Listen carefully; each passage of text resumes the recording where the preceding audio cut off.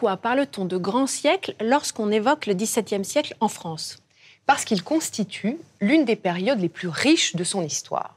Le XVIIe siècle est marqué par le règne de Louis XIV, le règne le plus long de l'histoire de France.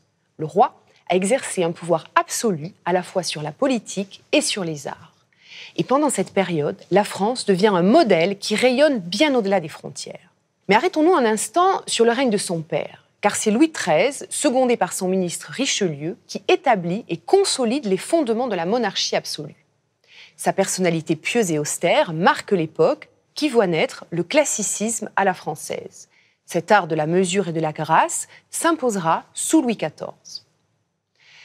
À la mort de Louis XIII, en 1643, le jeune roi a 4 ans. La régence est alors confiée à Anne d'Autriche, conseillée par le cardinal Mazarin. Ces années sont marquées par la Fronde. En effet, en 1648, les princes et le Parlement se révoltent contre le pouvoir en exercice. Imaginez que la famille royale a dû fuir Paris en pleine nuit pour se réfugier à Saint-Germain-en-Laye. Louis XIV a 10 ans, et après cet épisode, le jeune roi a toujours veillé à tenir la noblesse à l'écart de son gouvernement. Alors sur un plan plus personnel, le roi Louis XIV excelle dans l'art de la danse. Il émerveille la cour dans le ballet de la nuit en interprétant le soleil, qui deviendra d'ailleurs son emblème. Son mariage avec Marie-Thérèse d'Autriche, la fille du roi d'Espagne, scelle une paix durable avec cet ennemi héréditaire. En 1661, après la mort de Mazarin, Louis XIV annonce au Conseil qu'il gouvernera désormais seul. Le roi instaure un pouvoir absolu. Il n'a de compte à rendre qu'à Dieu, dont il est le représentant sur la terre.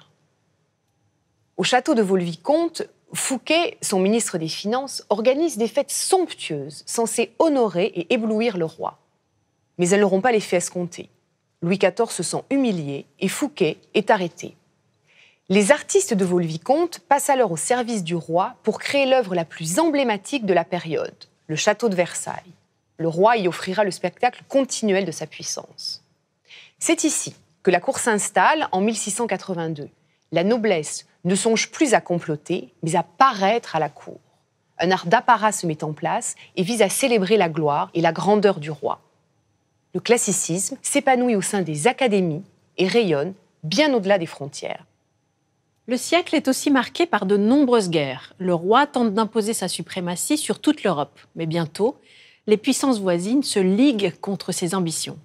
C'est dans ce contexte que Vauban, architecte militaire de génie, sécurise par de nouvelles fortifications les frontières du royaume. Le long règne de Louis XIV s'achève alors dans l'austérité, l'absolutisme se durcit. Louis XIV prononce alors la révocation de l'édit de Nantes en 1685 et renoue avec l'intolérance envers les protestants. Les nombreuses guerres vident les caisses du royaume et le roi, se détournant du faste passé, se réfugie dans la dévotion. L'achèvement de la chapelle royale à Versailles est emblématique de la fin de son règne.